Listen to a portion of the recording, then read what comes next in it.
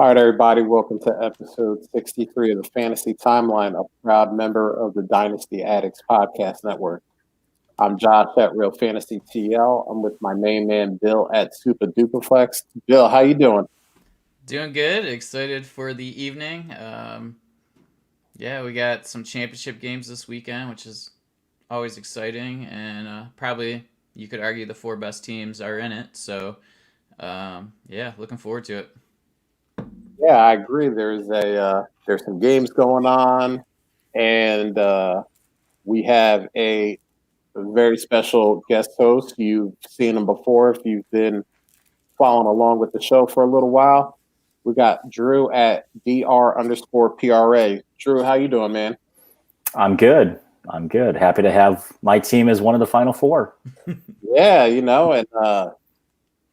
there might be a table being jumped through. That would be pretty fun.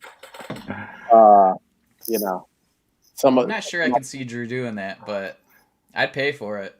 Hey, listen, I think if the Bills win the Super Bowl, we go out on the Twitter, we find a charity that the three of us agree on, and we just raise a whole shitload of money.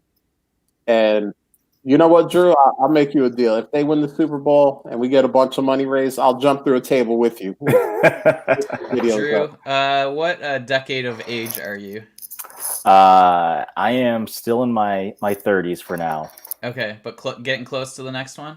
I am. All right, so bodies start to not want to go through tables at some point, and Josh, you're probably right in that range as well. So, Bill, I don't believe that. I've seen many of the elderly in Buffalo put their bodies through a table. So you know what? If they can do it, we can do it too.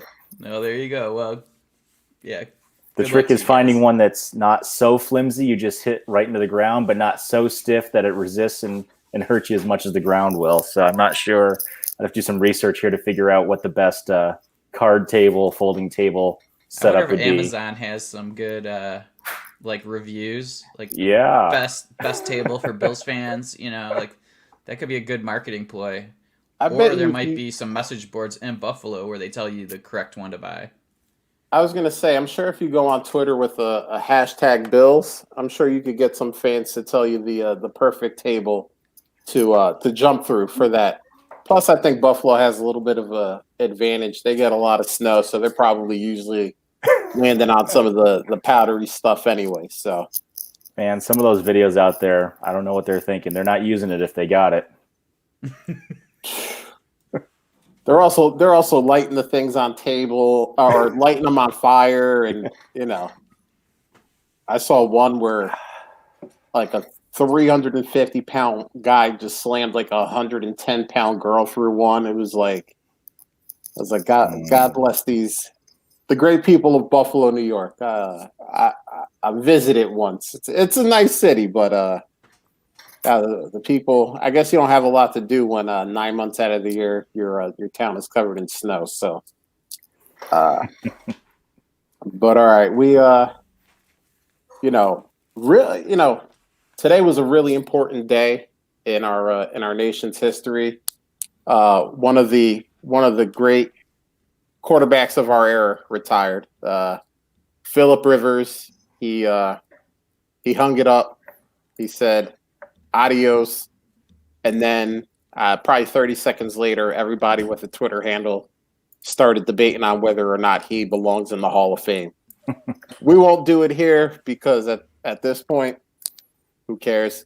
Dude had a great career. Unfortunately, never had the playoff success, but guy did it at a high level for a long time. And even this year in Indianapolis, he wasn't elite, but he was really good, pretty good, So, good luck to Phillip Rivers. For his whole career, he was like always a bargain quarterback you could get. He was a fantastic fantasy quarterback. Just if you look at the quarterback throughout their whole careers compared to their, the cost to add them to your roster, he's got to be Hall of Fame for that at least. I felt like Phillip Rivers was Matt Stafford before Matt Stafford became cool. He was always that top 12 guy that really never got any respect. You could get him, if you were playing in 1 QB leagues or redraft leagues, a guy you could get later on in the draft. Everyone laughed at you for taking him, and then you were in the championship because the rest of your team was stacked and Philip Rivers was like QB 11. And you're like, yeah, remember when I took him in like the 14th round and you laughed at me? Well, here you go.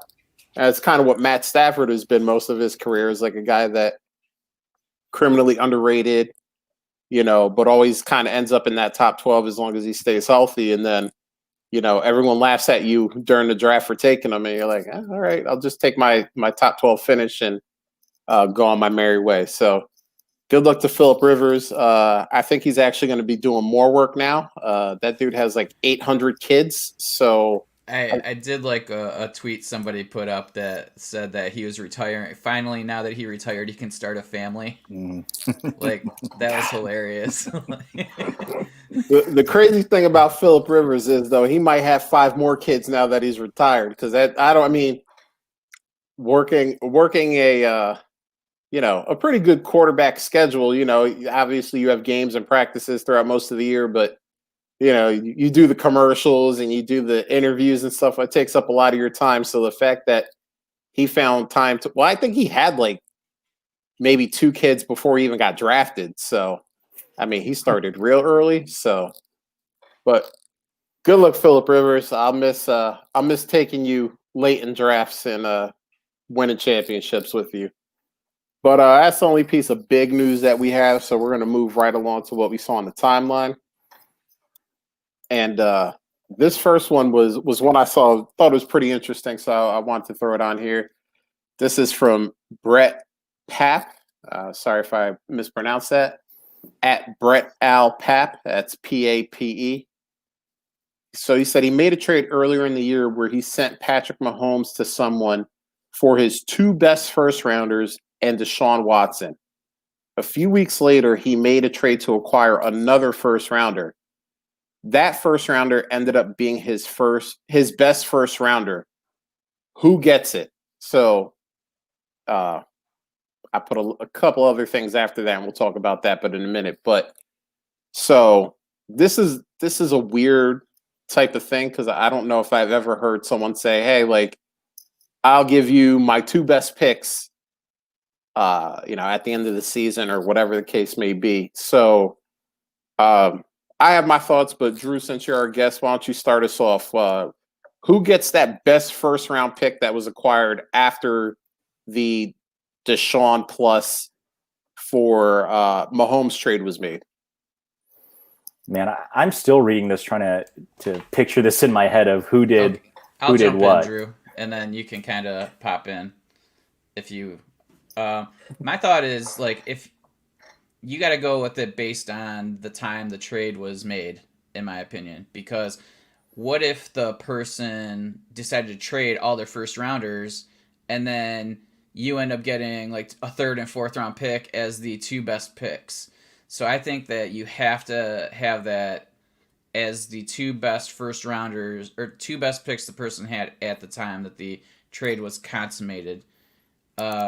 I think any other way just leads to so much opportunity to kind of ruin the spirit of the trade, that I think as a commissioner, that's what I would rule. I think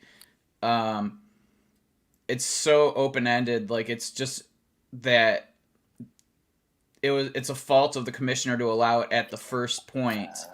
That, it's you should never have allowed that with that verbiage, but being that the situation is what it is now, I think you just have to revert back to that. Now, if that guy traded another first or something like that, like one of the picks that were around at that point in time, then I think it's fair game, because there's so many moving parts that could have happened in the meantime that this is just a horribly concocted trade. And so, but I think that's what I would do. If the guy still has all of his picks from beforehand, then I would base it off of those. Yeah, there's got to be something here where you can't, once you've committed to your first round. So I'm trying to visualize this. If I had Josh's and Bill's first round picks and somebody else had mine through a series of trades before, then great. Brett's going to get Josh's and Bill's when we make this trade. Then if I make another one to acquire my first back and my team just sucks, and then my pick ends up being the highest, that's tough. That's a tough one because, it's so ambiguous. So that's where the commissioner has to step in and make a call. And then you're setting a precedent for down the road. And hopefully you amend your bylaws where conditional crap like that isn't an option unless there's maybe there's more context here in this league where it's a normal thing and there's something that's clearer. But yeah, that's just so confusing to try to keep track of that. And as a commissioner, I would hate to try to keep track of who did what, when, time stamping these things. So if you want 2 firsts, just send the 2 firsts. If Patrick Mahomes was worth whatever first you had anyway, so send them over, take Mahomes, be happy, and go from there. So I'm going to both agree and disagree with Bill. The agree part, he's right. This is so open-ended. Like, so what if I have these 2 picks and I'm making a run and I trade these picks for other assets? Then do you get those assets? Like, am I in default of the deal? And then I have to trade Mahomes back to you? Like Bill said, it's so open-ended, and I don't want to get down the rabbit hole of the million permeations that could happen. But I think where I disagree with Bill, and I could be a minority here, but I actually pulled this up from Wikipedia because the only thing I could relate this to in my own head is Major League Baseball trades where there's the player to be named later, because these are really like picks to be named later because we don't know where they're going to be. We don't know who has what. And pretty much the Major League Baseball rule is that the trades aren't finalized until a later date, usually at the conclusion of the season. So there have actually been 4 instances, as a fun fact side note on this. There were 4 players in Major League Baseball history that have actually been traded for themselves. They were the player to be named later, and the team actually just sent them back as the player to be named later. But besides that fun fact, I almost think that this trade can't fully be consummated until the end of the season because we don't know where any of these picks are going to lie. Obviously, the person trading the picks had more than 2 because the trade says it's the highest of the 2 that they have. So I feel that at that point, at the end of the season, the 2 highest first round picks that person has, that's who gets sent. And if that was because, as in Drew's example, he reacquired his own first round pick, which ended up being the 101, that's the pick that gets sent. I also agree with you, Drew, in the fact that you should have just given up your 2 best, or what you thought would be your 2 best first anyway, because you're freaking getting Patrick Mahomes. But, as Bill said, this is so open-ended that he's looking at it one way as a commissioner. I'm looking at it another way as a commissioner. And when I say I disagree with Bill, it's not even me saying Bill is wrong, because I totally understand what Bill's saying. Like, it's just so confusing that I just think, the 3 of us can look at this and read it 3 different ways and come up with 3 different ideas, because it's not just a set trade. It's not just you get Deshaun Watson, you get, Bill's first round pick, and you get Josh's first round pick. That's the trade. It's over with. Wherever they end up is where they end up, and we all move on in their day. And I also agree with you, Drew. I hope this is a one-time deal, and the commissioner amends the bylaws, updates the bylaws to say that, like, look, you make the trade on the day you make the trade. If there's picks involved, you need to list what the picks are and not have any of this stuff. Now, the good news is that Brett says later on in the tweet, both parties always assumed the deal was regarding the picks he owned at that time. commissioner released a draft order and gave me a pick that wasn't part of the agreement, which I guess is how it all came around. He said it's all been worked out and the other party has the best pick, as he should. And then he just, appreciates the input. So, Yeah, I mean, ultimately, it's on the commissioner, right? Like, he's the yes. one that botched the whole thing. Like, it's hard to remember everything. Like, as a commissioner, like, there's trades that happen that I kind of glance at real quick, and then that's it. Like, I'm not like inspecting every one, but when you see something that has verbiage in it, or anything that you're reading the comments there, and if they don't bring it up, that's their fault.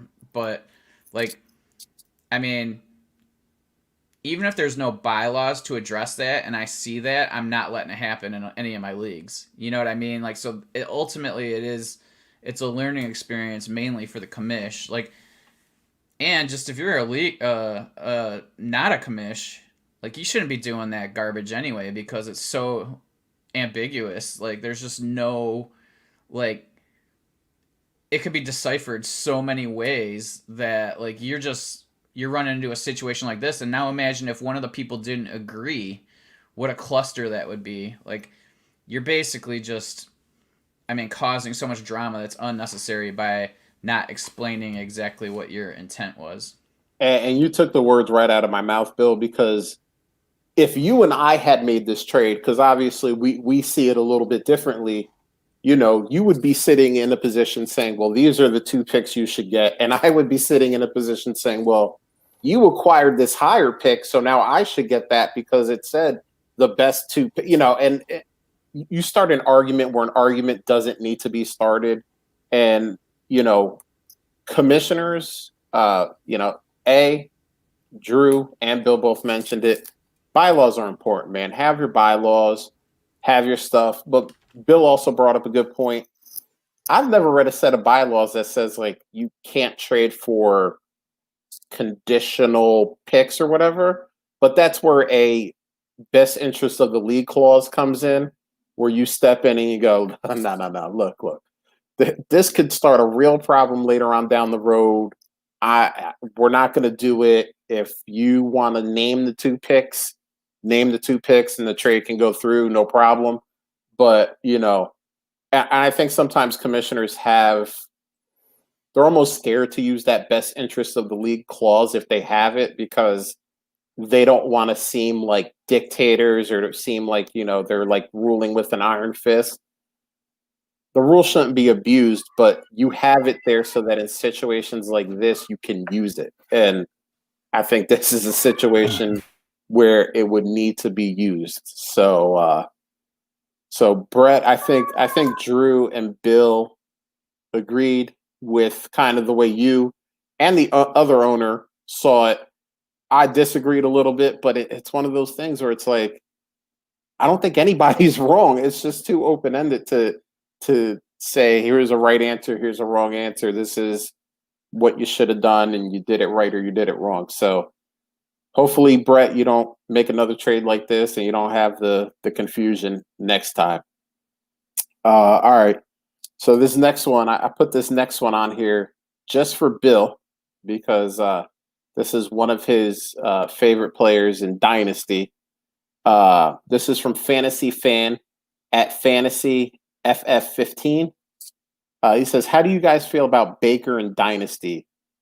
Someone you're trying to buy or no? So, Bill, I'll let you start since this is one of your guys. Baker is your dude. You like him? You like him for Dynasty, and are you trying to buy him right now?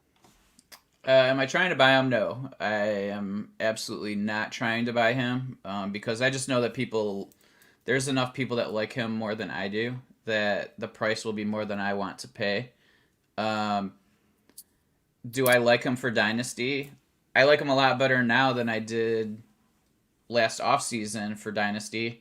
I think that, there's a pretty decent shot of him getting a second contract now, whereas I wasn't quite sure about that. And, the thing is, though, it's only been maybe 6 weeks, the last 6-7 weeks, that he's started to look good again, or good-ish. He's still he's very limited in what they're asking him to do. So it's like one of these things where, yeah, he can manage it. So, like, is that somebody I'm looking to add in particular? No, because I don't think he's ever going to be prolific. It's always going to be hot or cold kind of thing. Um, but I do feel like there's maybe a little bit more security, and I think a lot of times, like, if you're in Superflex, that's something that you're looking for. If it's not Superflex, he's absolutely not somebody I'm looking to add to my teams. I mean, he's a guy that I consider streaming. So that's pretty much my answer on Baker. What about you, Drew? Do you like Baker, and are you trying to buy right now? Man, I bought in heavy after his rookie year, and I endured last year and held, knowing that I was not going to get anywhere near what I should for him. A couple of startups this year, I was able to get him real cheap. So in one Superflex, I've got him as my QB3 behind Mahomes and Allen, which is awesome. And I feel great with him there, like Bill's saying. In another league where I took him after his rookie year, he's my QB1 right now in a Superflex with Daniel Jones. And that hurts. I like the guy. I want him to do well. I love watching him play the last few weeks when he kind of got his swagger back. And, he's a good quarterback for that scheme at this point, running the play action, handing off, being able to do some basic stuff. He had that one blow up game against the Steelers, which was awesome to watch in the division. But no, I'm not going to try to get him to my rosters for what people are going to be asking for him. And likewise, if I have him, I don't think anybody's making me an offer that's going to make me want to move him at this point. Yeah. Do I like Baker? I think I'm kind of with Bill. Like, yeah, I like him more than I liked them last offseason, obviously. I mean, the Freddie Kitchens experiment was, a disaster. It wasn't good for anybody on that team, really, besides maybe Nick Chubb. And, with Kevin Stefanski coming over, I mean, really kind of putting in a system that, highlights his strengths, which, the team strengths, which is the run game, and, minimizing the weakness, which is, like, we don't need Baker to throw 50 times a game in order to try to win. I think they kind of have a winning formula, and I think, next year will be a little bit better because Baker will have now a second year in the system and, maybe breaking open the playbook a little bit more, so on and so forth.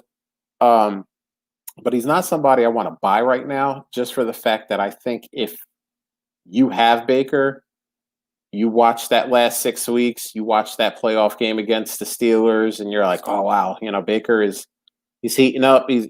And that's what the owner of Baker is going to say if you try to get him in a deal. They're going to say, well, he was hot the last 6 weeks, and he had a good playoff game, and it's going to cost. And for a guy that I think is a solid QB2, I mean, I'm not breaking the bank for him. You know what I mean? If someone is just like, hey, I want to get Baker off my team before he craps on himself again, and they want to give you a fair market deal or a even below market deal, all right, I'll always listen on a trade for anyone. But I don't think too many Baker owners are in that boat right now. They kind of saw those flashes at the end of the season, and that's what they're going to be going into 2021 with, kind of visions of that. So yeah, I'm not buying. But Fantasy Fan actually DM'd me later on, and he was asking about some trade ideas. So I wanted to run them by you guys and see what you guys thought about them. So this is a super flex league. He's saying his only QB is Darnold, and he's rebuilding. He has 5 first rounders, including the 101. So he's got Trevor Lawrence. Unless he trades that pick for a haul that includes another quarterback, he's got Trevor Lawrence. But he also has the 112. So his question was, do you think I should move the 112 and the 206 for Baker and a 2022 second? So Drew, what do you think? Are you taking the 2 picks, or do you want Baker in that 2022 second? I'd be pretty tempted to take Baker in the future second. I'm always a fan of trying to spread out some of the picks over a couple of years too. I'm not a Devy guy by any stretch, so I'm not sure what second round next year looks like. But the last pick of this year for if Baker's going to be your QB2 behind Trevor Lawrence in a season or two, and then you've still got the 105, 107, 109 to go and load up on some of the top wide receiver, tight end talent, depending on what you've got already for the rest of the roster. I would be very tempted to do that, and getting a guy that's established. You have some upside in Darnold, so depending on what happens with the Jets, if he gets traded or if the new coach likes him and actually coaches him, he could come out with a pretty nice stable of quarterbacks here for Superflex. And Steve says, Bills Mafia in the house. Am I too late to make a donation for Drew's table jump? Steve, it's never too late. It is never too late. We're gonna get that going if the Bills win the Super Bowl. So I told Drew I'd do it in solidarity. So if the Bills win, we're both going through a table, and then I probably have to get a Josh Allen tattoo or something after that. So, all right, Bill, what do you think? You taking the picks, or do you want Baker in that 2022 second? I'd probably make that trade. I think that's pretty. I mean, you're getting 2 years at least out of him. That's through his 5th year option. I'm sure they're gonna add that, and so late first essentially for Baker, because you're just trading a second for a second. Yeah, I mean, I'm totally down for a starting quarterback that I know I'm gonna get 2 years out of for that. I think that's easy money, to be honest. But that being said, I'm not sure how much earlier I would go for that trade. So I'm not giving the 106 for him. So it's one of these things where I think it's a good trade. I think it's probably good value even. But I think when you get into 108, 107, that's getting iffy for me. So probably I feel okay 109 or later to make that trade. Yeah, and I told them that I do agree with you guys. I do think it's a fair trade. I told them to kind of sit put because we have not gotten into the prime time rookie fever stage of the offseason yet. We still got games going. There's still a Super Bowl to be played, but the Senior Bowl is going to be on soon, and that unfortunately that looks like it's going to be the highlight of hype season, with the combine pretty much being canceled except for some medical stuff and things like that. So unfortunate until we get to pro days, the Senior Bowl is kind of be the highlight of seeing the incoming rookie class or some of the incoming rookie class, seeing what they can do, looking at measurables, and then waiting until pro days start. But we all know playing the game that right now people aren't really talking about picks. But man, Super Bowl comes and goes, and then we start getting into March. All of a sudden, those picks gain value. And I think that the 112 could net you a little bit more than Baker. And when I say a little bit more, I'm talking about maybe the 112 for Baker and a third or something like that, or Baker and a fourth, just because the hype is going to be there, especially in a super flex. If somebody, and you can kill me if this is not what mocks are saying right now, but Trey Lance is there at 112, where he's maybe sitting behind a guy for a couple years, but you want to get him because he's supposed to be the next big thing. You might be able to sell somebody on hey, you could get Trey Lance, and all you have to do is give me Baker and a third, or you can get Mac Jones if he goes to a spot, maybe late in the first, and you can get big, and that's what I told him. But I also told him that I don't think the trade is uneven. So if you wanted to do it now and just kind of lock it in, because that's the risk you run too if you're focused on Baker, that the Baker owner gets a deal from someone else and just sells them off, and then you're kind of out in the cold. But you have 5 first-round picks. I have a feeling you're going to end up with at least one quarterback in Trevor Lawrence, and you could end up with, multiple quarterbacks if you, maybe get Justin Fields at 105 if he ends up in a less than advantageous situation, or Mac Jones or Trey Lance, or, whatever other quarterback is out there. So that was a good one. I want to run that trade by you that he lent to me and see if we were on similar pages. Yeah, this is one that's close enough. I'm trying to get better at this in Dynasty, especially where I don't sweat the second piece as much if it's small like that.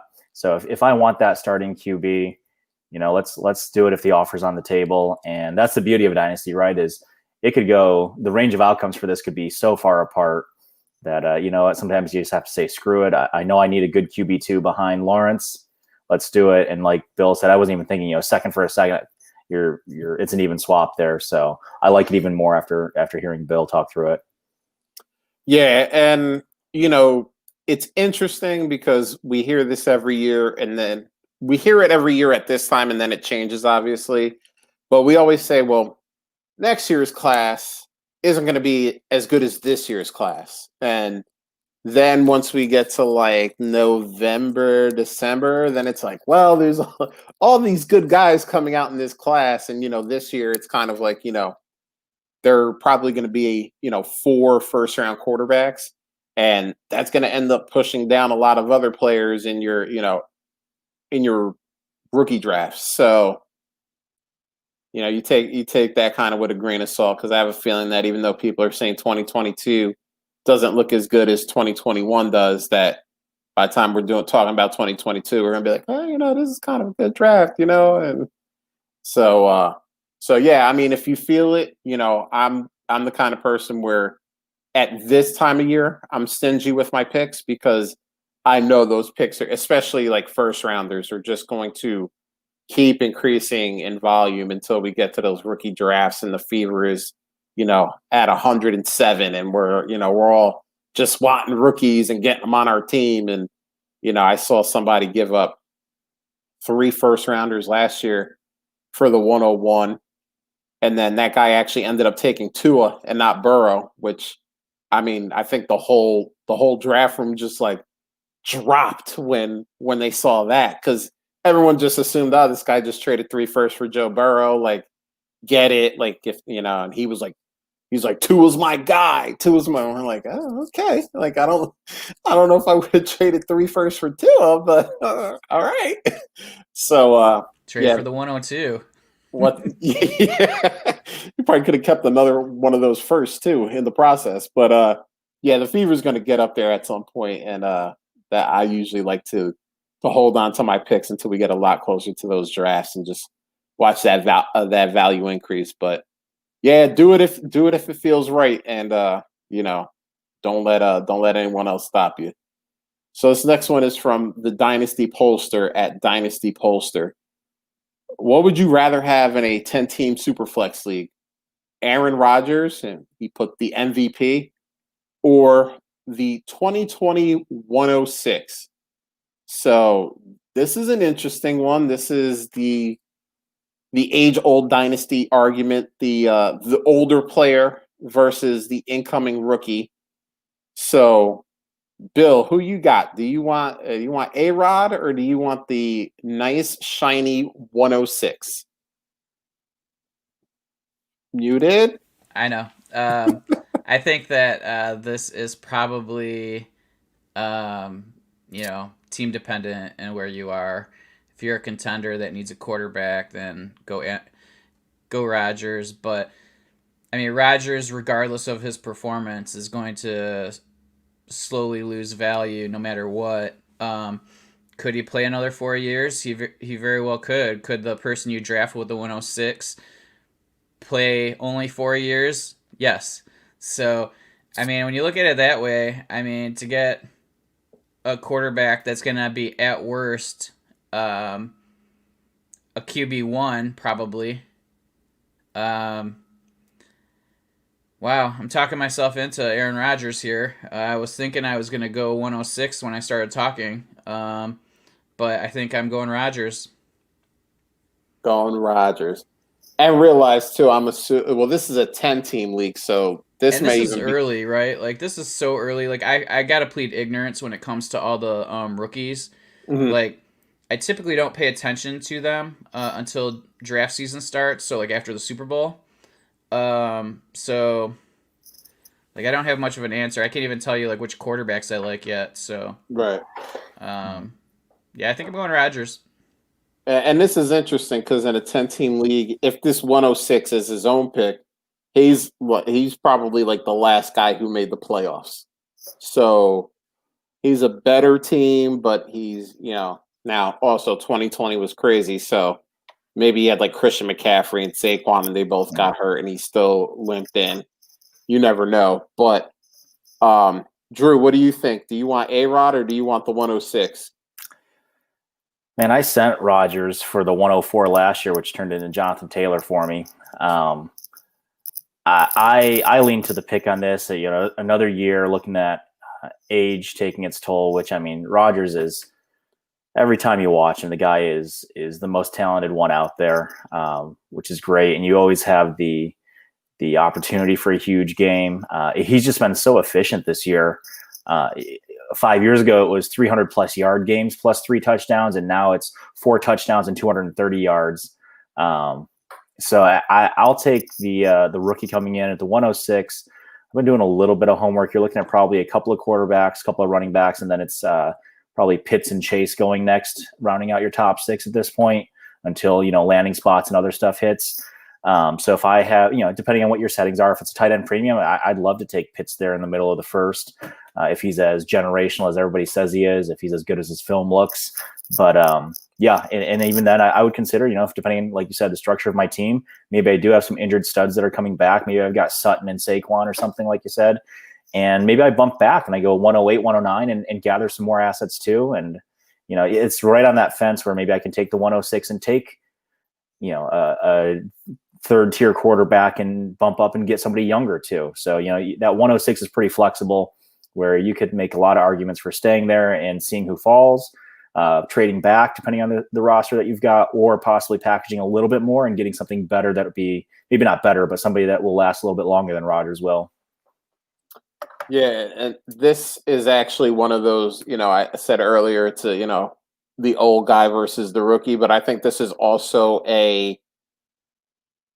it's almost like the middle of the pack team conundrum where it's like you either have to figure out are you selling everything and just starting from scratch and trying to be a rebuilder, or are you trying to do everything you can to acquire studs and try to make yourself a contender? And that, middle of the pack teams always have that struggle because it's hard to make the decision on which way you're going to go. And at 106, it might be one of those conundrums like which way are you going to go? And as much as I hate the answer, Bill's right because you really do have to assess the team. You have to assess the team and see, was it just that like injuries and COVID sapped you this year and your team is really good and you have guys and you should be able to bounce back and go for a championship? Or were you a team that maybe got lucky? Maybe some other teams in your league got sapped with injuries and COVID and you snuck in the back door and you realized that, in most normal years, maybe you're looking more at like the 103 or the 104 instead of the 106. And at that time, sell Aaron Rodgers. And, unfortunately, you didn't sell Aaron Rodgers during the season when he was hot, because I think you could have gotten a much better haul than the 106. But, at this point, I went with Aaron Rodgers just because I think that he can do more. I mean, I guess I always err on the side of trying to make the trades together a couple more studs if I'm, that kind of last team to get into the playoffs as opposed to blowing it all up. But yeah, I mean, this is tough. I feel like it's almost like 50-50. You could flip a coin and not be wrong. But if I had to make the choice, I'd go with Aaron Rodgers. All right. So the next one we got here is from Shane at Shane is the worst. What's up, Shane? Your startup draft is tonight. You're on the clock. Who are you drafting?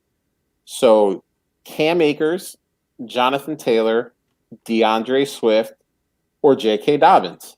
I have a feeling we're all going to give the same answer, but maybe we're not. So Drew, why don't you start us off? Which one of the 4 rookie running backs are you taking on the clock in your dynasty startup? I think my head and most of my heart and most of my head say Jonathan Taylor, and that's who I actually voted for in the poll when I saw it pop up. Just knee jerk. I think my head could try to talk my heart into Dobbins getting more market share next year since Ingram just got released. He seemed to come on at the end of the season as well. I thought he and Taylor were very close in the draft last year, so I passed on Dobbins last year and took Taylor instead. So now you have a question mark at quarterback for the Colts. But ultimately, I trust Frank Reich, and I think he's a good coach. I think they've made some good draft picks. They've got a good line. So I'll stick with my Jonathan Taylor pick. Bill? Go ahead, Josh. I mean, it's Jonathan Taylor. Okay. So I'm not going to be difficult about this. Okay. So I also agree it's Jonathan Taylor. And my question was going to go beyond that and talk about the next 3 guys and who you would take. So Drew kind of already answered it for himself. So how about you, Josh? Who would you take? That's tough because the poll results are almost spot on for all 3 of them. So it's like, I mean, it's very much a pick your poison kind of thing. And so I'm just curious that's kind of where I wanted to go with when I put this on the sheet. Yeah, and that's smart. That's because I'm sitting here struggling now because I've been on like a J.K. Dobbins roller coaster where like I was really high on him in the pre-draft process, and then he got drafted to Baltimore, and like an idiot, I looked at situation rather than talent, and then I was like, I went down on him. And then, yeah, you heard me. What? You heard me right. And then if our show only had clips to start in an intro. Bill, you edit, you can make it happen. Then it was a little rough at the beginning of the season. Mark Ingram was actually getting plays and doing stuff, and then towards the middle of the season, the Gus Bus started doing his thing, but then towards the end of the season, I went back up and, liked them a lot. But it's between him and, funny enough, DeAndre Swift. Cam Akers is like really close behind those 2 guys, but that's the coin flip for me. I think I would take Swift with a gun to my head. But I mean, those 2 are so freaking close. Like, I could do 100 startups, and in that position, take Swift 50 times and take Dobbins 50 times, and it would just depend on which way the wind was blowing. So I say Swift, but it's so close. What about you, Bill? You won't take Swift. I know that. Yeah. So this is kind of like a tough one, right? Like, I mean, there's a lot of reasons to pick each guy, but then there's also a reason not to pick that guy. And like Dobbins, as much as I like Dobbins, like the fact that they got rid of Ingram, but they're gonna bring somebody else in. Like, that's just how they're gonna play the game, I think. And maybe they don't take a lot, but they're gonna take some of his touches away. And it's not like Gus isn't gonna, or somebody's gonna replace him, if he doesn't come back for whatever reason. But I can't see him, if he gets similar offer from them as someone else, that he doesn't come back, just because he's like the perfect fit for that offense. The negative to Dobbins is the amount of targets he gets. Like, I'm not really sure that he's going to get a ton of targets with Lamar as a quarterback. And in this playoff game, he had 2 awful drops. Like, they were terrible. So, like, I mean, maybe it was nerves because it was a playoff game, who knows, but they were very easy So that makes me question maybe that he's not quite as refined of a receiver as maybe we, or at least I thought. Um, so then that takes me to the other two backs, and I mean, receiving is king, right? For running back for anybody. So I think that Swift is the best option of those. I think that they have a good enough line. I think that you know the offense will be fine. The defense is the issue, right? But even if the defense is bad, I mean that's not a bad thing for the offense, like for fantasy. So um, Akers is kind of an iffy one because he didn't really start getting a ton of touches till later in the season, and I've always told myself not to fall for those late season running backs that blow up because they're playing against tired defenses and they're coming in with fresh legs. So as much as I like what Akers has done, Akers has done in the second half and actually probably the last third of the season, I still am a little hesitant to crown him this great running back. So I mean, I am. There is a bias in there. Obviously, he's a Lion, so it makes it like easy to just say, well, Bill is Lions fandom coming out. But I think just based on those reasons, he is the most dynamic. He's removing all other situations. I think he's the best running back of the three. So I'm gonna go with him. All right, there you go. So, Shane, if you're on the clock again, and the other three guys are there, you got two for Swift and one for Dobbins. So, and the poll results were very close. It was like 70% for Jonathan Taylor, which obviously like everybody felt the same. But then the other guys were all 7 or 8%. So yeah, like it was like, it wasn't like they separated from each other. It's totally a 3-sided coin flip. It's hard to pass up a Georgia running back. I'll give you that. It's true. It's true. They all do well except for Sony. But Sony did well in like 2 games. Patriot way. It's a Patriot way. We can blame the Patriots for that for sure. So we're gonna move on to the next one here, and yeah, that's gonna be interesting because I have a feeling that if you start with Jonathan Taylor, I feel like the 3 out of the next 5 picks will probably be those 3 guys because they're all like pretty much well regarded around the community. What if James Robinson's in that mix? That change anything for you guys? I mean, I think he lumps in right with the other guys. Like, I don't necessarily think that he separates from those other guys. So I definitely have a bias with him. Like, I have a very hard time wrapping my head around him doing so well. But he did. He was like the best running back for consistently throughout the season. He kind of petered out at the end, but if you said who, because Jonathan Taylor had like started out okay and then he dropped down to like we were scared and then he kind of picked it up again at the end or the second half. Like, I don't know. I think he's right in that mix though. But I mean, I'm going with the guy that I've liked longer. And that's the problem, right? It's very hard to get past those biases of like he didn't even get drafted in any of my leagues. I mean, or many of my leagues. And so it's like, and now he's like RB1. Like he's definitely going to be a value, I think. He's going to be the last one picked out of those guys, I think, in startups before the draft for sure. And so that's an interesting one. Like, Two Drink brought that up in our and when we were talking last week on the show, and adding him into a lump about running backs, and he's a really hard one to, put a finger on and say, this is where he belongs. So, I don't know. What do you think, Josh? So here's my thing about James Robinson.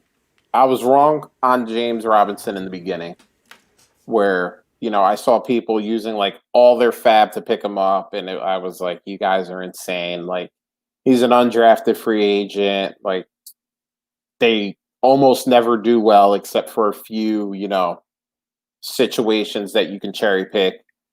And then he ended up being the best rookie running back out of anybody, including Jonathan Taylor and the other guys we mentioned.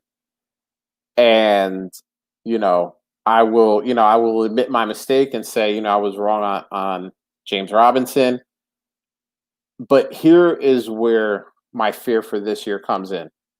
He has the talent to get the job done.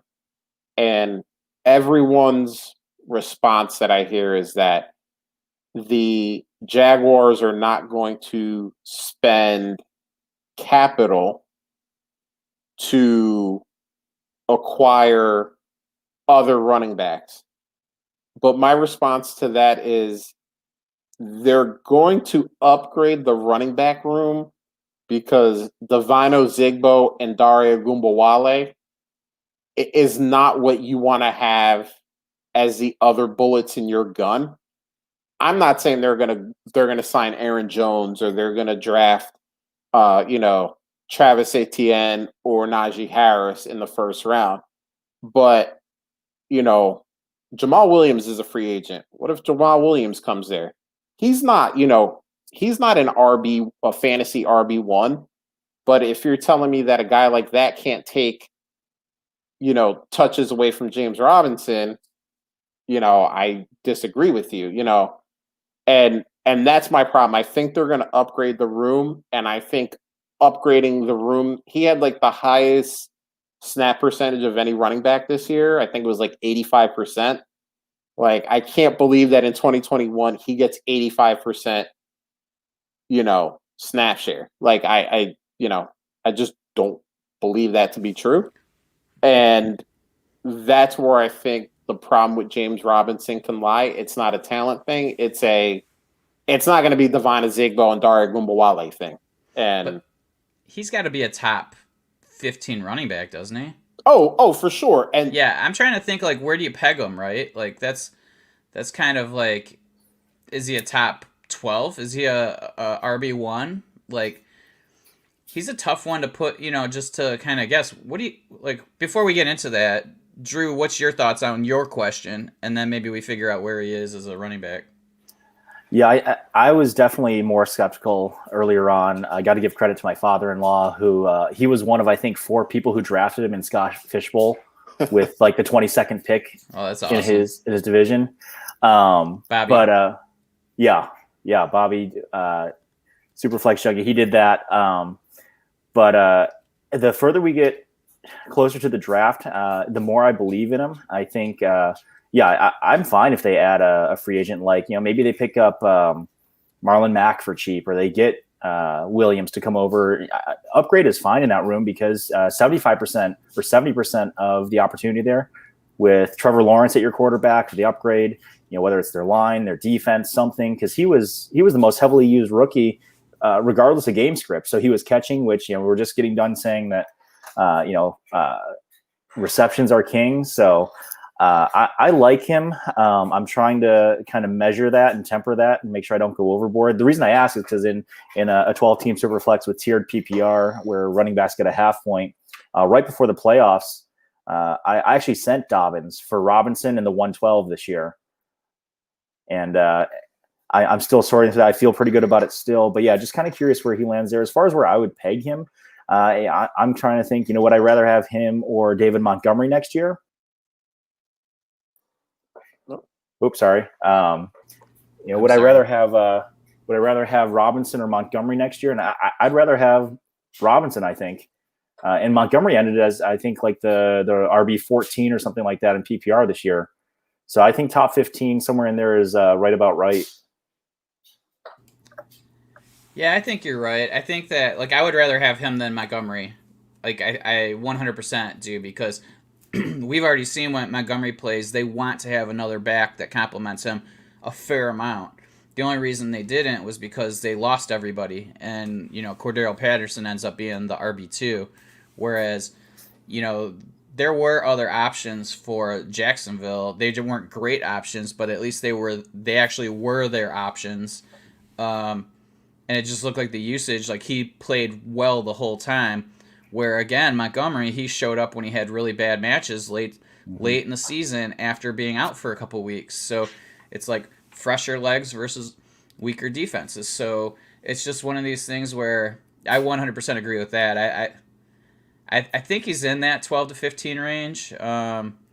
There's just too many guys I would rather have, and I'm sure I'm probably underrating him compared to his performance. Like maybe his perceived value is greater than or lower than his actual value, and maybe I need to try to work on breaking that out of my brain so that I get a few shares of him, because he could end up being. I mean, he looks the part. You know what I mean? Every time I saw him play, he did look the part. I mean, like, is he better than? I don't know who's in the. Do you want him or do you want like him plus or Joe Mixon? I mean, like, honestly, I mean, you're probably. I mean, I don't know. Like, I don't know the answer. It's kind of like, go ahead. I'd be very interested Josh. in what the plus is for Mixon, and I think you'll find a lot of folks that are low enough on Robinson that you get a pretty good plus with him. So let's play a little game since I looked up DLF ADP for January, and this is just running backs here. And Drew, you mentioned David Montgomery, who's RB20. Oh, okay. Bill, you mentioned Joe Mixon, who is RB19. Oh my God! And good for the market to actually like. What about Antonio Gibson? Well, let's see how much you want to praise the market, or the guy we're talking about, James Robinson, who is RB18. I mean, at least they're valued similarly. Like, I mean, right. Like, I'm surprised Joe Mixon is that low, but I guess the fact that he was out. A lot of times with these mocks, it's like out of sight, out of mind a little bit. Yeah, people forget to scroll. Yeah. So, all right, we'll just do quick yes or no, and I'll work my way up here. James Robinson or Austin Eckler?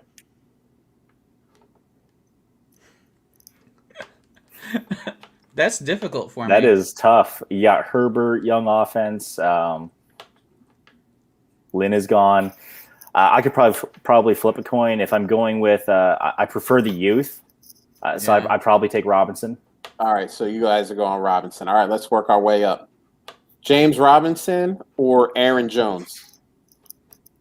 See, I guess these are harder than I expected. Because I could easily go Eckler and not regret my decision immediately. You know what I mean? Right. And that's kind of the same thing with Aaron Jones.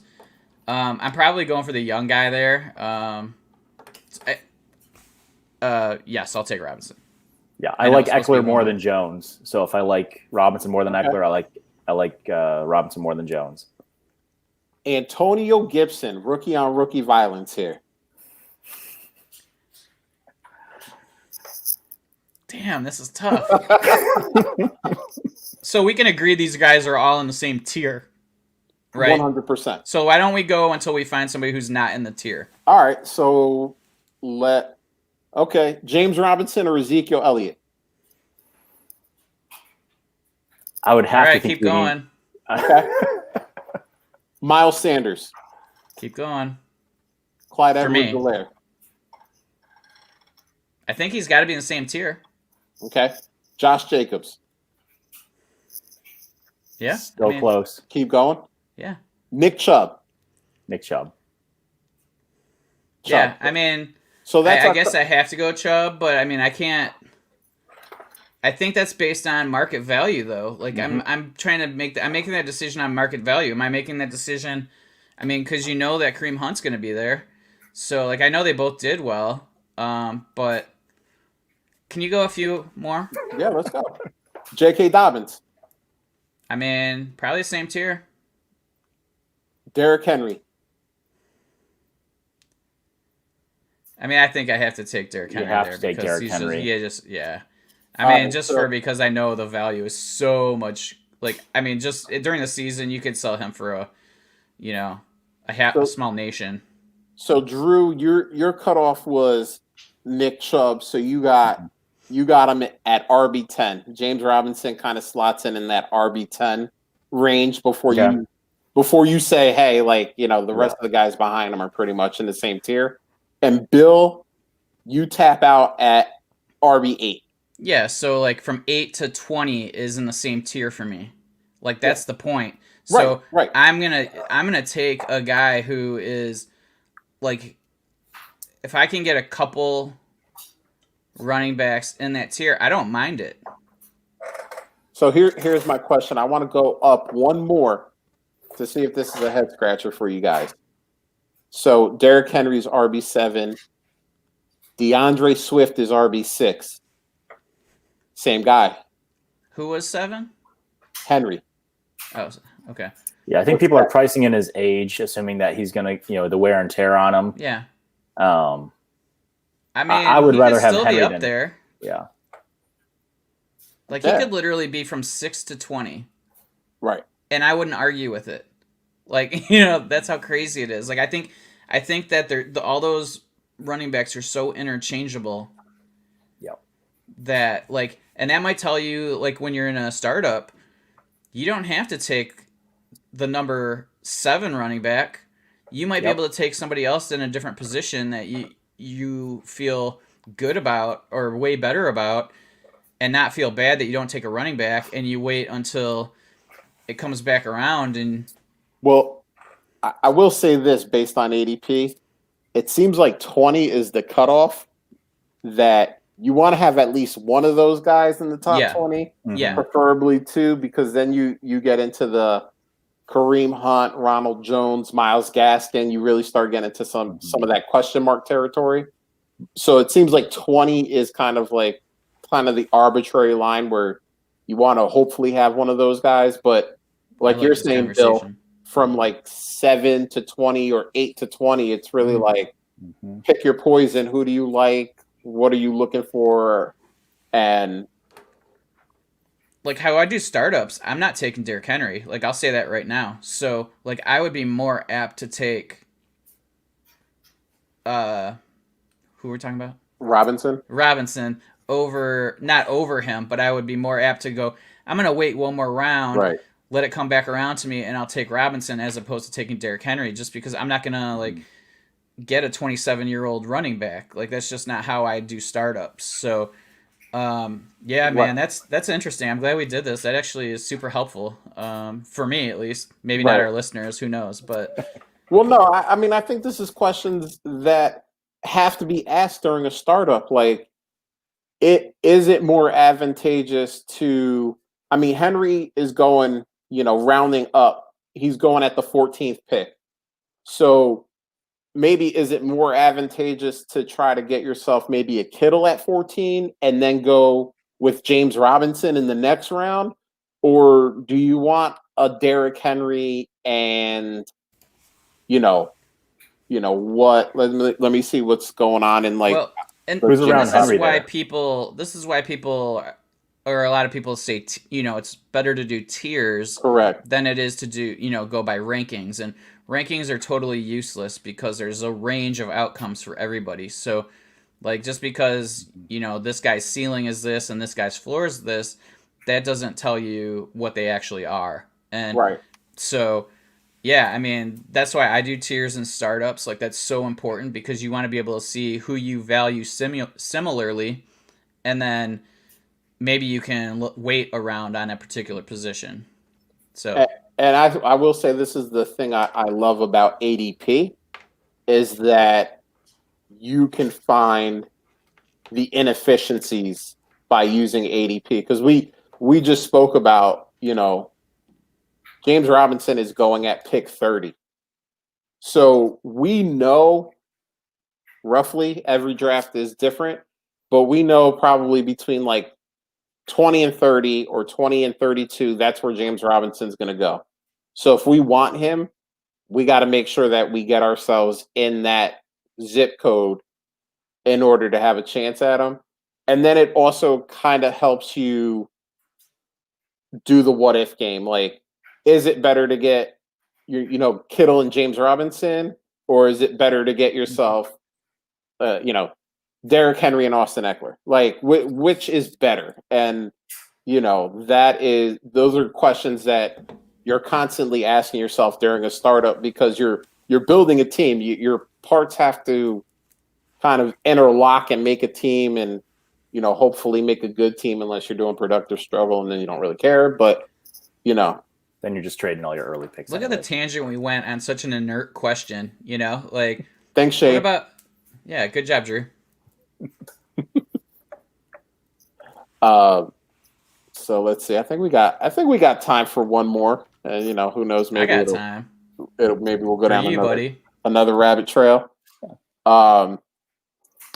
This is from Jeff Teffertiller. I hope I said that right. At Jeff Teffertiller. With Kittle, Kelsey, and Waller locked in as tight ends 1 through 3, who was tight end 4? And our options here are Hawk, Fant, Andrews, and the guy we talked about earlier, Kyle Pitts. So, Bill, since it has one of your Detroit Lions in it again, why don't I'm you gonna sound like a first? homer again? No, I'm not. I think that this is a real hard question to ask right now. Like, Pitts is all hype. Like, Yep. That's what he is right now because we have no data, right? Like, everything for him until the 2021 season kicks off is hype. And so I can't give him the tight end 4 because we have not seen him in a snap in the NFL. Tight ends traditionally take longer. He is a receiving back. He's not really a blocking back from what I understand. So, like, he's not a Hawkinson who has to learn schemes, that sort of thing. So he's truly basically a big wide receiver. So he's more like Fant than he is Hawkinson. So he has a better chance to pop his rookie year. So I'm not ruling him out, but I can't get him at 4 right now. I mean, I think that that's just ridiculous. So it gets down to those 3 guys, and it's like, okay, I like Andrews the best. I think he's the guy that I would want if I felt better about their offense. Fant I like, but I don't like the quarterback, and I don't like all the other options there. Hawkinson, I don't know what to expect because they have a new coaching staff. And who knows how the offense is going to be. Are they going to try to be more like the Bills, or are they going to try to be more like the Saints? Like, who knows? And so it's one of these things where there's unknown with all 3 of those guys. So I have to kind of go with the guy I feel has the highest upside of those 4, and I think it still is Andrews.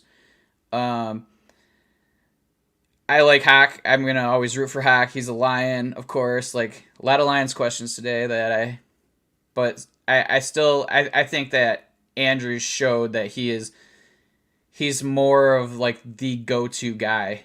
And even though I know the volume's going to be lower, I can't say anything about the other ones either. So I'm going to go with Andrews.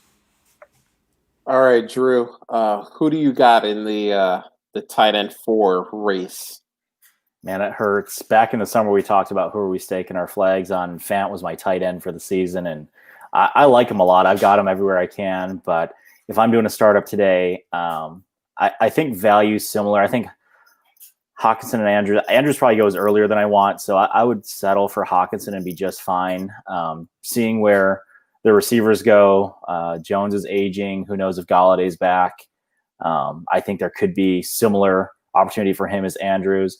If it's a traditional tight end premium, Hawkinson I feel really good about. If it's more touchdown heavy, like I'm in a 2 QB league where receiving touchdowns are worth 10, then I'll take Andrews there because he seems to be a favorite of Lamar in the red zone. But yeah, I think in all things considered, I would rather have Hawkinson over the other 3 at this point. All right, so we got one for Andrews, one for Hawk. I owe you one, Drew. I'm going to agree with Drew here. I'm going with Hawk. Bill's right. Pitts can't be. I still win.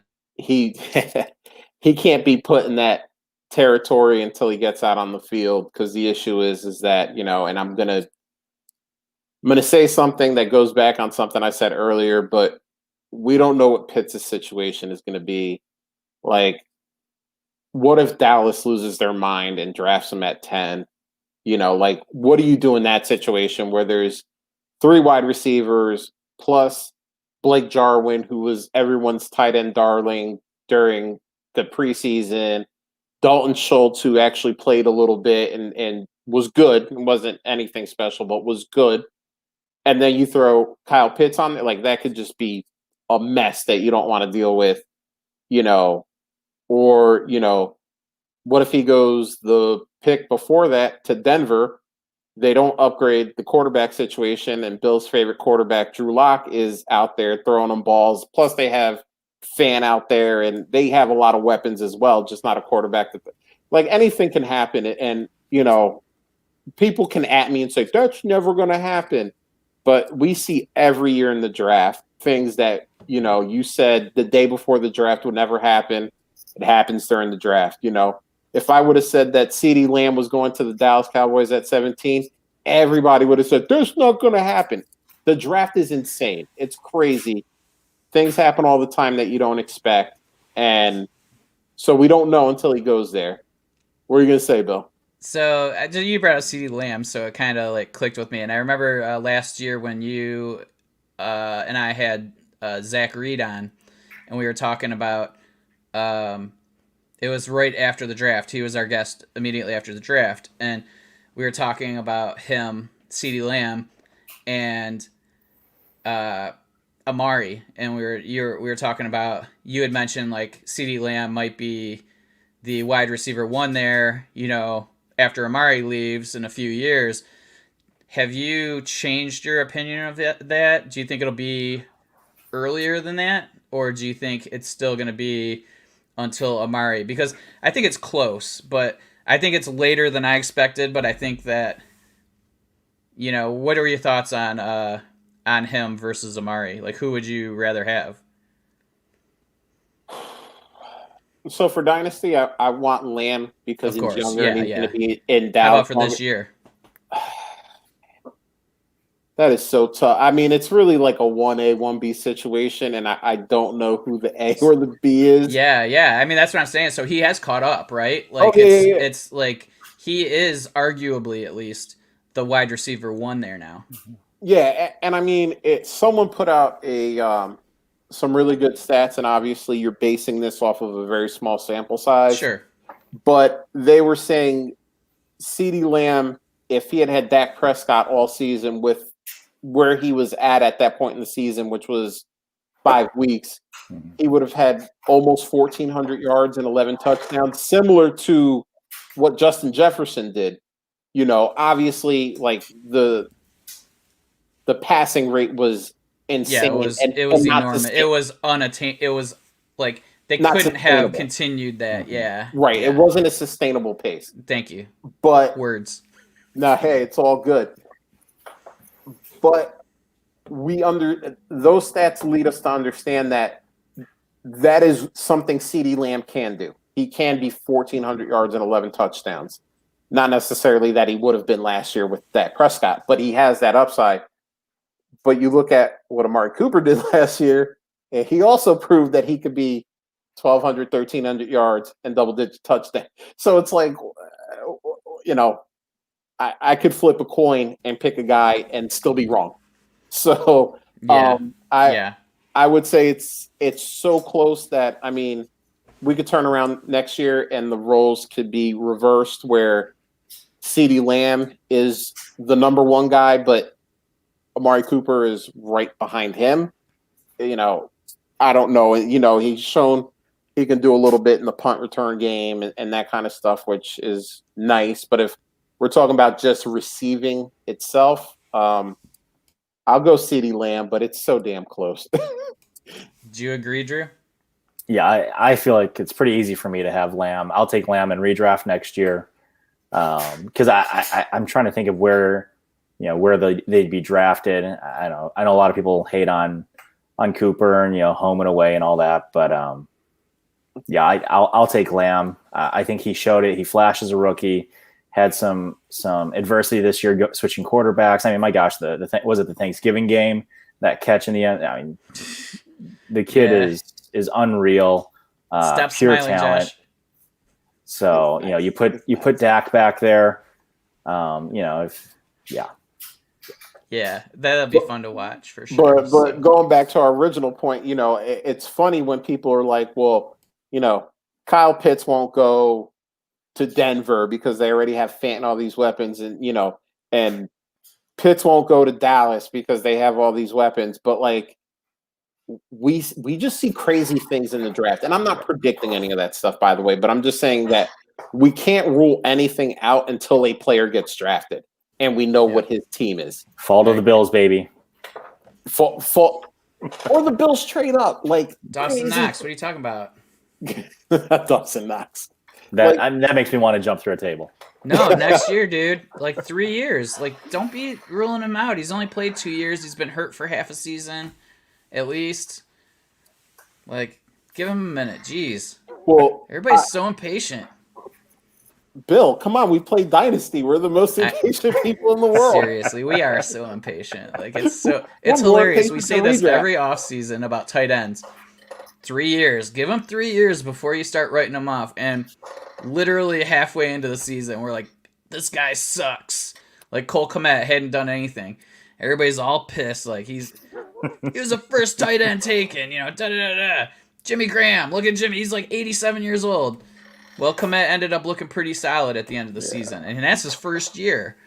Well, people got mad about Cole Kmet, but the thing we were saying in the lead up to rookie drafts, the tight end group isn't really good this year. Like, we can't really expect a lot out of these guys. It's just not a lot of talent. And then, like, people are pissed off that they took Cole Kmet. Oh, right. Even worse. Yeah, you're right. So because we weren't hyping any Cole Kmet. Who cares? Like, Devin Asiasi and Dalton Keene and all these. We were like, we didn't give a shit about any. Yeah, they were all 3rd or 4th round picks. Yeah. So and then we're like, well, I don't understand why Cole Kmet can't beat out Jimmy Graham. Like, I don't freaking get it. Like, why aren't the Patriots tight ends doing anything? They took 2 guys. I thought it was going to be Aaron Hernandez and Rob Gronkowski all over again. It's like, didn't you guys say like 2 months ago these guys suck and you don't care about them?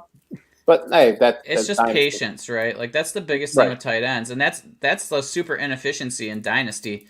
Wait until people get frustrated with these guys in their second year, like Gesicki. Everybody was like ready to throw him in the garbage after the first year, and now he's looking like a guy who could actually be something. He could be a perennial, tight end 1 at least. And by the way, if they get an offensive coordinator that's actually, like, I don't know, creative or under 90, right? He could blow up. Like, we're talking about like Chan Gailey's offense. He's still trying to run like 90s football. Live through that. No thanks. And we all have, Drew, because we actually had him as a head coach. That's right. Yep. So was it after us or before us? I forget. That was before you guys, because I think he was the guy that came in right after Jimmy Johnson got kicked out. That sounds about right. We pick up everybody else's anyhow. So we got our coach now. You got a good one. You got a good one. Let's just and you may not lose Dayball either. I thought he was going to the Chargers. Oh yeah. Yeah, that was a banana in the tailpipe.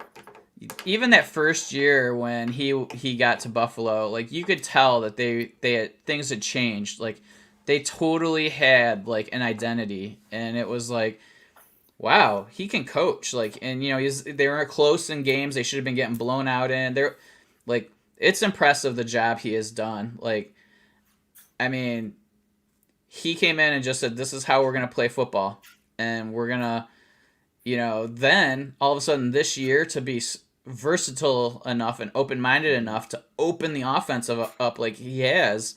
Like, he did everything he needed to do to build that culture and build that identity, and then all of a sudden it's like, all right, see if you can stop us this way now. Like, you guys are expecting all this. We still have our tough-nosed guys, and all of a sudden also our offense is stupid prolific. And by the way, just to make Drew feel even better about his head coach, this was the same guy that in Philadelphia, and the reason why I know this is because I live in the area, they thought was so bad at defensive coordinator that they fired him in order to bring in the offensive line coach to be the defensive coordinator. And this just proves, we always talk, we use this logical thinking, especially in fantasy, like, well, if this team is smart, what they're going to do is they're going to sign this player or they're going to use this player more. And haven't we seen enough examples that NFL franchises don't always do the smart thing? Like Sean McDermott was in Philadelphia, was the defensive coordinator of a team that, by the way, didn't have any defensive talent. And they said, "You're the problem. We're firing you. Our offensive line coach can do a better job than you." And he's just like, okay. He does a little rehab. I think he went to Carolina after that, did a little rehab, gets hired in Buffalo, and the rest is history. Just remember, people, don't use that logic all the time. And we're jumping through tables in February. There you go. Drew. Okay, let's say that the world gets shocked and the Bills win this week. Who would you rather play in the Super Bowl? Oh, man, I was actually talking to a buddy about this the other day that if we win the Super Bowl this year, there is no way anybody can take anything away from us. To have to get through through Lamar, have to get through Mahomes just to get to the Super Bowl, and then you're looking at one of the greatest of all times. Yeah, right? It's either Brady or Rodgers. As the Bills fan, if I were to write the fairy tale, I would say, give me Brady and let me crush him and send him into retirement. That would be the way. As a Michigan State fan, I appreciate that. And by the way, I don't think it should be all that shocking if the Bills win, to be honest with you. Yeah, you're right. I mean, but I don't want to build in excuses. Like, I think that they're a good team regardless. And I think they do, with Mahomes being a little dinged up, it does help some. But you're right. Even if he was healthy, I think that they have a shot. But I think with Mahomes being a little dinged up, I think there's truly a door open. And honestly, I'll even go as far to say that just based on the way both teams are playing currently, even if Mahomes is at 100%, the Bills have been, if not the hottest team in football, top 3 hottest teams in football over the last 6 weeks. I mean, I'll be rooting for you, Drew. We'll take it. The Chiefs have been winning games, but they've been winning a lot of close games. They haven't had their normal offensive output. Maybe it was just kind of coasting through the end of the season. Who knows? But the Chiefs are going to be the favorite. The Chiefs should be the favorite. Yep. But if the Bills win that game, I'm not going to sit there with my mouth wide open I can't believe they did it. I think it's going to be a fun freaking game. And I think the NFC Championship game is going to be a fun freaking game too. But you got, you have 2 definite Hall of Famers on the NFC side and 2 young studs on the AFC side. And holy man, it's just going to be fun football to watch. We're going to have an awesome Sunday. It's fun football to watch. And, it's nice when you see the best 4 teams make it. And there's, you always love the upset. Yeah. The Giants were this wild card team and they, now they're in the championship game and that's fun. But when you see the elite teams, and I think all 4 of those teams are elite, it's a treat. So, I'll throw my answer real quick because I don't even know if I threw my answer to the tight end 4 question. Or maybe I did. I don't even remember. We got down. Yeah, you said Hackinson. So 2 for Hawkinson. Bill is not a real Lions fan. He picked some other guy. Don't make me tell you my story of the Lions again. Oh God! We don't want the listeners to start crying and putting on sad. We're gonna have to put a hotline at the end of the show for people. Jeez, we should create a hotline for Lions fans that just want to vent about 50 years of misery and But you listen, and this is not joking. I actually think you got a good head coach. Just for the fact that he's completely different than the last coach you had. which obviously the players hated. So if he's the Yeah. opposite, the players should want to play for this guy. He played in the league, so he understands kind of what it's like to be a player, and he was never a star, which is gonna probably endear him to probably the bottom 40 guys on his roster, because those are the guys that aren't the stars, but they're doing the dirty work. And he got some time to season with why am I blanking on the New Orleans Sean Payton. Payton, yeah. He got some time to season himself with Sean Payton, learn some tricks, and the question will be what they do with Matt Stafford. Do they keep him? Do they let him go? And then what they do at the wide receiver position, because it's my man Quintez Cephas, and that's TJ it. Hawkinson. TJ, they might play him at wide receiver. You're probably right. They got nobody else, but no, I think it's actually a good pickup for them. And I know a lot of people were like, "Who's this guy? I never heard of this guy." No, before. I joked about it. I knew who he was because he played for the Lions, and Right. like I know, I remember him with Miami. I knew the players liked him a lot. Yeah. And I'm totally not the guy that's gonna like judge before anything happened, because like I was still giving Patricia the benefit of the doubt going into this season. I'm like, if we see like a progression this year, sometimes it takes some time to, a system to click. I mean, there was a lot of other smoke where you had to worry about like the players buying in and that sort of stuff, but like I'm usually the guy I'm never going to be critical. Like I'll be critical of coaching, but I'm not going to be critical of a hire, because there's so many things that we're unaware of that like sometimes it's just the proper fit of coach with players that works, so like I love it when everybody gets all up in arms when somebody gets hired somewhere, or they think it's the greatest hire ever. Like a couple years ago, everybody was so fired or fired up when what's his name got hired with Cleveland. Freddie Kitchens. And I'm like, what makes you believe? Like, why are you so happy about this? Like, what makes you believe this guy is a good coach? He came in and coached for 5 games or something like that, or he was the head or the offensive coordinator. Yeah, and it's like he had never been even a coordinator before that moment, like in his career. Like, what makes you believe he's going to be a head coach? I'm not saying he's going to be a bad head coach, but I can't believe he's going to be a good head coach because I have nothing to tell me he's going to be. So that's kind of how I feel about this. I can't say one way or the other whether he's going to be good, but they see something they like, so I'm okay with it. You just got to make your decision, hire the guy, and hope for the best. So Drew, obviously, you guys got a good head coach. Bill, I think you guys have a good future coach. I think, it may not be 2021 or even 2022, but I think you're going to see improvement. And the Cowboys, I don't even want to talk about their coach because, I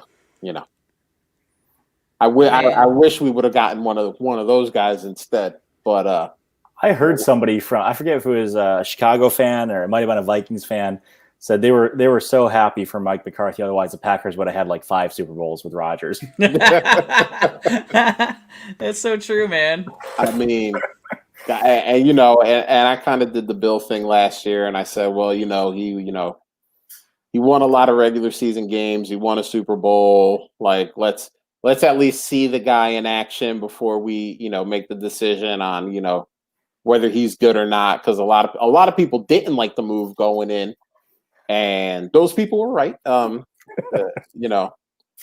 He's the guy, so you gotta just have to hope that he does well. But to believe he's going to do well is a different story. I hope for a lot of things, but I don't believe in all those hopes. So Lindsay wanted to pipe in and say the Rams have a good coach.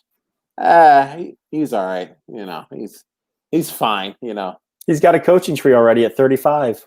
Yeah, that's crazy. I mean, the guy just I just want to have dinner with Sean McVay, and I feel like I could get a head coaching job. Like someone's like, you had dinner with him one time?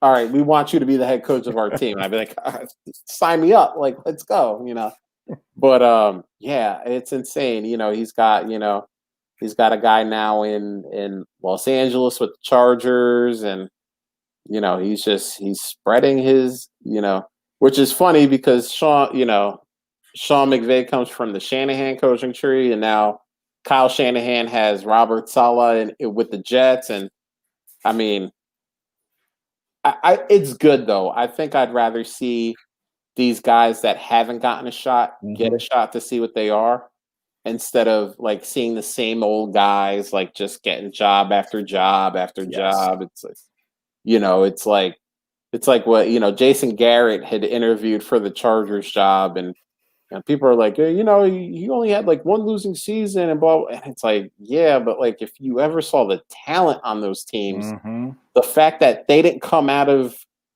over a decade with him at the helm with one Super Bowl, I'm not saying multiple Super Bowls or, but like one is insane. So, all right. So on that note, I want to give a shout out because I wanted to do this last week and we started cutting it up with the Trade Addicts B team, and I forgot to mention it. We got a review from TK2K12. He says, good analysis.